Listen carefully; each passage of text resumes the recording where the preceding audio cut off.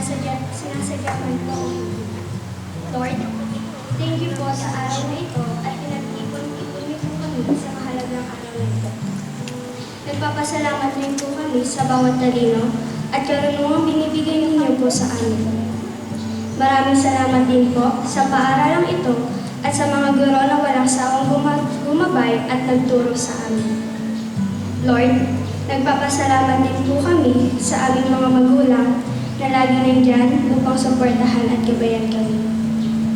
Pati na rin po sa lahat ng biyayang binibigay niyo po sa amin. Salamat po dahil lagi niyo andyan para tulungan kami sa bawat oras.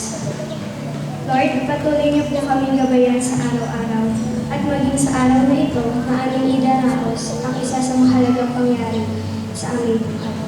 Ang araw na kami magtatapos.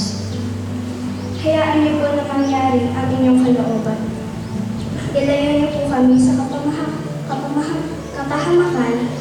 Ito po ang aming panalangin sa makapangyarihang pangalan ni Jesus.